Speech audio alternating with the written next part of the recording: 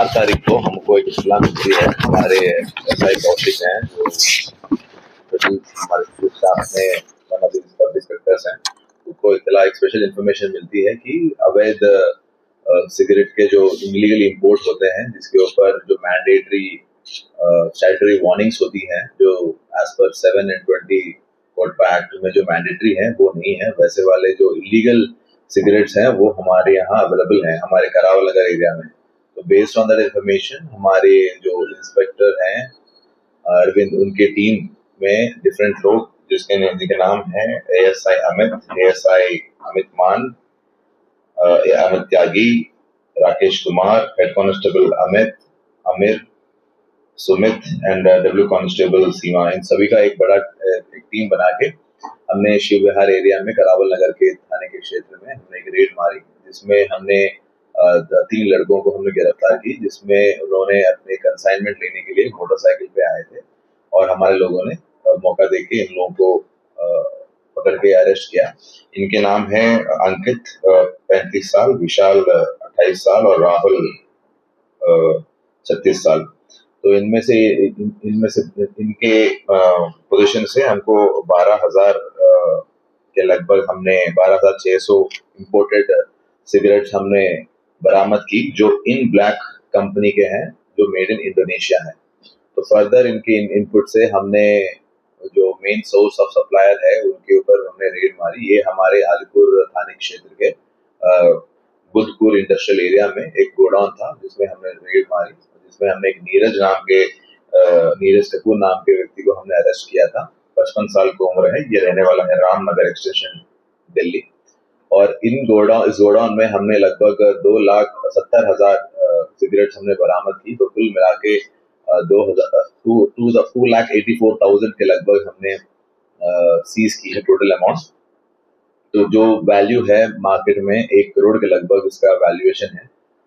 तो इन लड़कों का अगर बैकग्राउंड देखें तो अंकित और विशाल ये दोनों भाई हैं और हमारे क्षेत्र करावल नगर के रहने वाले हैं। वो पहले एक सप्लाई एक सिगरेट का भी एक कमीशन का काम करते थे और उनके पापा के एक स्टोर है उसमें भी काम करते थे।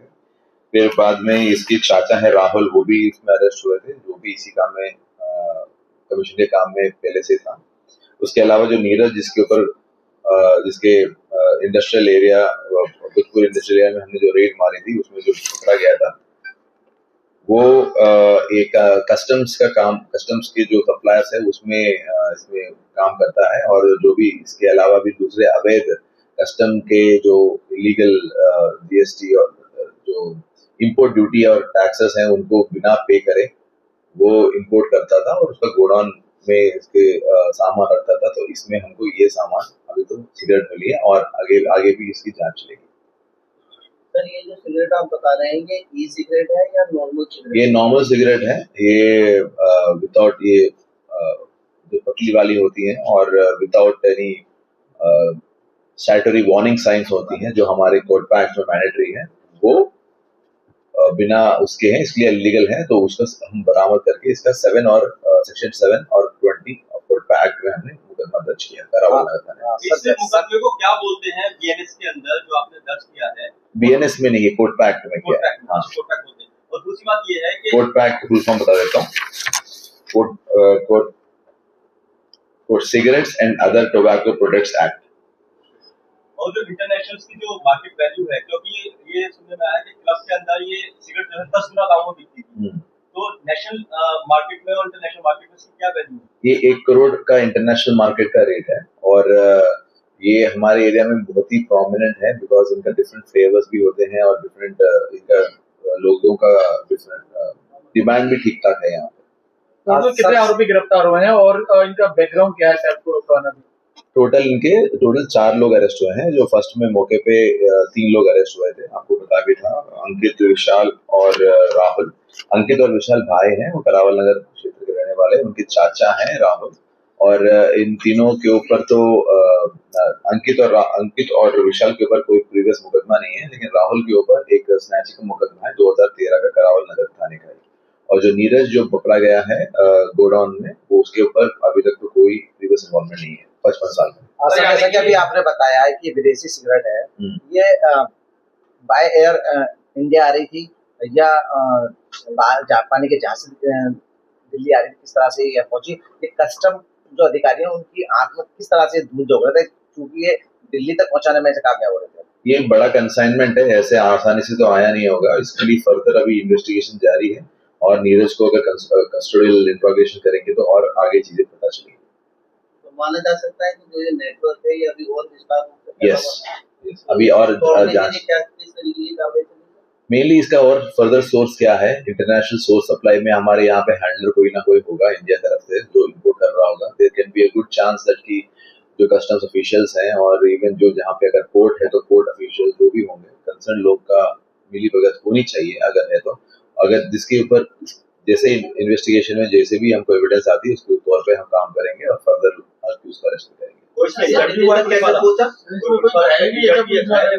इंजर्ड हाँ सर, डब्बे निकालते टाइम तो हाँ, तो एक्चुअली बहुत बड़ी कंसाइनमेंट थी, तो जब हम इसका सर्च कर रहे थे और उसको हम वेरीफाई कर रहे थे तो उसमें हमारे लड़कों को थोड़ी चोट भी आई है। ये कंसाइनमेंट तो दिल्ली पहुंचा है, तो दिल्ली कैसे पहुंचा, कैसे पहुंचा? ये अभी मात्र तफ्तीश की बात है। अभी आपको पता भी था इसका प्रेस रिलीज कब कल होने वाला था, तो फर्दर हमने रेड की तो हमने इसमें बड़ा हाथ हमने पकड़ा और बड़ी सीज भी किया है। हमारी इंस्पेक्टर के नेतृत्व में बहुत अच्छी पकड़ है और हमारे एसीपी ऑप्स भी हैं जितेंद्र जी, उनके नेतृत्व में एक अच्छी पकड़ है।